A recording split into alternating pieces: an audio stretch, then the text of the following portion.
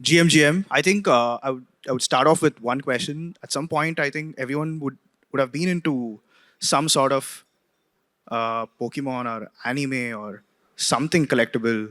The takeaway I want at the end of talk is probably go back to the inner emotion that probably is either buried deep or is itching to come out and do something with it. Right? That's the takeaway I want at the end, and also like cover a bunch of technicalities in the process. Yeah, so I run PIKA.fun, which is trying to capture Pikachu and Pokemon fandom on chain, and also uh, Department of Strategic Assets, which a bunch of 20, 30 people raw dogged the bare times of NFT, put together a fund, and have been running an on-chain treasury, which collects some of the top NFT projects that you see in the market today. We were extremely early into uh, Azuki, Pudgy, Moonbirds. Go to my Twitter. I'll keep talking about only collectibles and NFTs in depth, right? Yeah, we ran this into a seven-digit fund, and it keeps hovering between somewhere between 500K, and a bunch of us, small capital, enjoyed the entire process of doing this. Um, while in this journey, I also wanted to spend a lot of time with the on-ground collectors. So start a bit of travel, went around what you call as collectible headquarters. This was in New York. I started working out of this cards cafe, you can call it, sat behind and spent some time with the collectors, would meet them. Then this is the Moonbirds office in New York as well. Sat there, figured out like what they are up to, right? They have a physical game as well.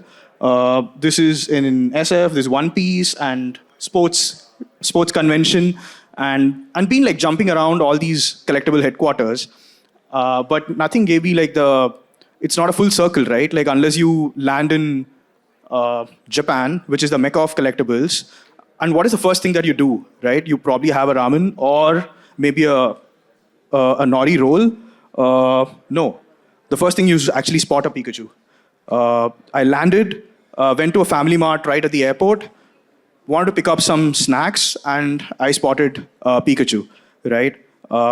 Bunch of joy, right? Bunch of joy brought my childhood back. And what happened after?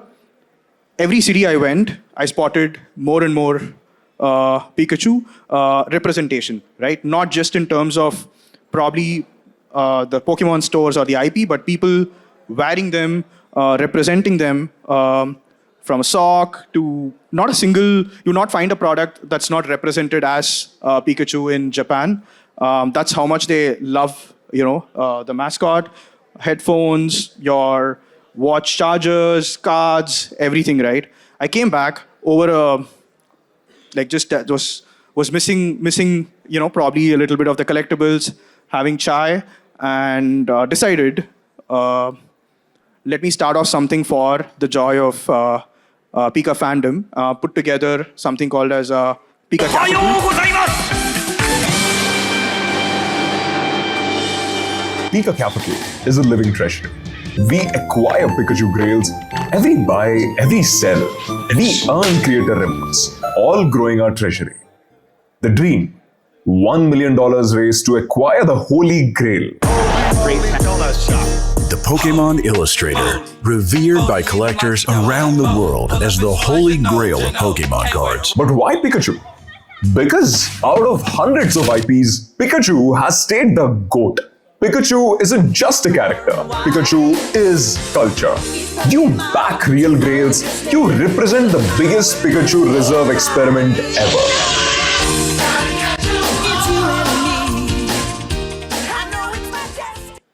So something as simple and playful and experimental.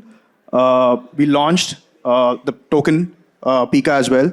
And it's been 20 days, 25 days since launch, and we've been able to make about 22K in creator fees, launched on Pump. It has also helped us to vault over 60 plus grails on chain. And interestingly, we've been getting a bunch of already, slabs like that have been on chain as donations into our vault as well. and over 500k, 500 plus PIKA holders, right?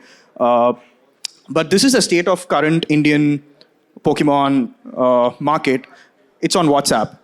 You can see over 2 lakh plus trades happening weekly, written on a bunch of paper. People say like, hey, you know what? I have this slab, 75k, 1 lakh, 2 lakh. Do you want to buy? And people transact through Paytm. We don't have a primary market. We don't have a secondary efficient market as well at the moment for collectibles. And something started happening in 2023, right? A group of collectors, builders started putting graded Pokemon cards on chain. So if you know about probably a cycle, it'll look something like this. You pick up a pack which has like your cards, you rip it open, and a good card will be sent to a grader for grading, and it'll come back in a plastic box with a score. If it's a good quality card, it'll get a 10, and it'll also have a unique identifier from the grader. And of course, you have the collection, the name, and the number as well. So the typical cycle looks like this. You buy a card or you buy a pack, then you send it to a grader that puts it into a vault, and an NFT twin is minted on chain to represent. And then you can actually use the card to trade with your friends, or you can even burn it back to get the card again. Super simple. This is how your card will look on Magic Eden. It has all the metadata, right? NFTs, the sole purpose were created to put something like this as collectibles on chain, and you can see something like the created year, the vault ID, even the grading ID. Pretty much everything is stored as a trait. And so since 2023, two platforms, Collector, Crypt, and Fidgetals on chain. There are a bunch of others on other chains as well.